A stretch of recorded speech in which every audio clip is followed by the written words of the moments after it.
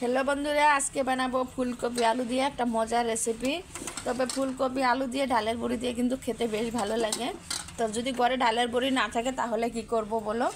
तो आज के एक पातला एक रसा करब फुलकपि आलू और किछुटा ग्रीन मटर आमी निये निচ্ছি एखाने। तो केटे धुए निয়েছি और एखाने मुसुरी डालटा आमी आधा घंटा आगे भिजिए रेखेছিলাম। সেই ডালটা ভালো করে ভিজে গেছে দেখো। तो এটাকে আমি মিক্সিতে পেস্ট করে নিব একদম সহজেই বানিয়ে নিব এই মুসুরি ডালের পকোড়া দিয়ে ফুলকপির রসাটা ভীষণ ভালো লাগে। আর এখন ফুলকপির সিজন, কয়েকদিন পরে ফুলকপি পাওয়া যাবে না। তো ফুলকপির ভরপুর আনন্দটা কিন্তু এভাবে উঠানো যায় নিরামিষ করেও। তো এই যে নিরামিষ রান্নাটা আজকে করছি তোমাদের জন্য, আর তোমরা দেখতে থাকো। এবার আমি পেস্ট করে নিই। তো ডালটা পেস্ট করে নিয়ে আসছি দেখো, একদম মিহি পেস্ট বানিয়ে নিচ্ছি। এটা কিন্তু ডালের বড়ি মতনই অনেকটা টেস্ট লাগবে, তবে সেন্টটা আরও দারুণ টেস্টি হবে।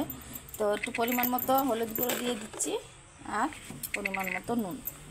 এবার এটাকে ভালো করে একটু মিলিয়ে নেব, ভালো করে মানে ফেটে নেব। ভালো করে মিলিয়ে নিয়েছি ডালটাকে। এদিকে আগে থেকে ফ্রাই প্যান একটা বসিয়ে দিয়েছিলাম, তার মধ্যে রিফাইন অয়েল দিয়ে এখন চামচ দিয়ে আমি শুধু খালি দিয়ে দেব।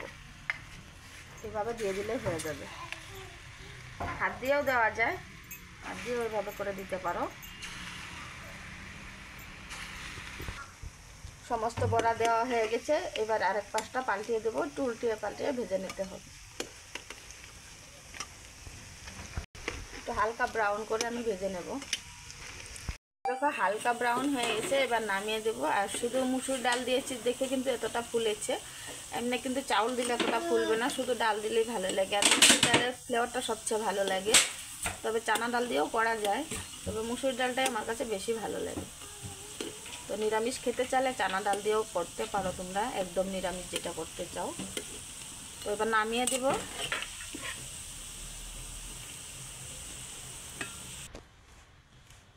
তো কড়াই বসিয়ে দিলাম, কড়াইয়ের মধ্যে সরষের তেল দিয়ে দিয়েছিলাম। আজকে রান্নাটা সরষের তেলে করব।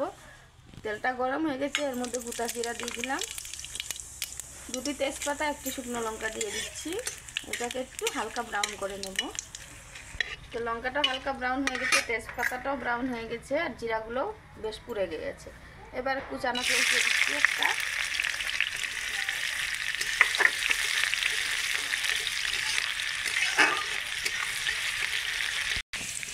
পেঁয়াজও হালকা করে ব্রাউন করে ভেজে নিলাম। এর মধ্যে আমি এখন ফুলকপি, আলু আর মটর একসঙ্গে দিয়ে দিচ্ছি।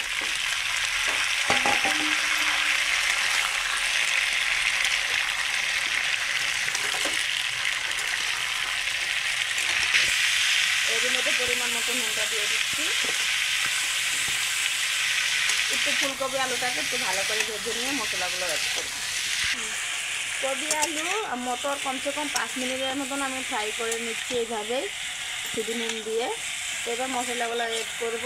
আর তোমরা চাইলে কিন্তু ফুলকপি আলুটা আলাদা আলাদা ভেজে নিতে পারো, তবে আমি শর্টকাটে জলদিবাজিটা করছি তাই একসঙ্গে ভেজে নিলাম। এবার পরিমাণ মতো লঙ্কার গুঁড়ো দিয়ে দিলাম, খুব বেশি দেবো না তাই অল্প দিচ্ছি। আর কাঁচা লঙ্কা গোটা দিয়ে দিচ্ছি, তোমরা চাইলে পেস্ট করে দিতে পারো।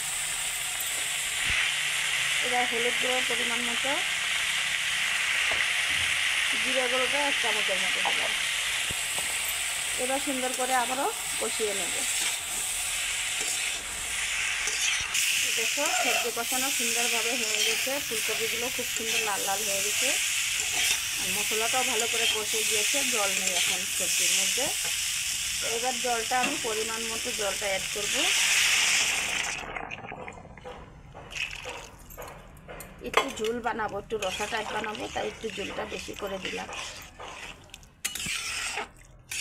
এবার ঝোলটা ফুটতে দেবো ভালো করে। এটা খুব সুন্দর করে ফুটে গিয়েছে। তার মধ্যে আমি যে বড়াগুলো ঢেলে দিচ্ছি। বড়াগুলো দিয়ে 3 মিনিটের মতো রান্না করব, তারপর নামিয়ে নেব। 3 মিনিট পরে একটু ধনিয়া পাতা ছিটিয়ে দিচ্ছি, এটা বিলাতি ধনিয়া পাতা।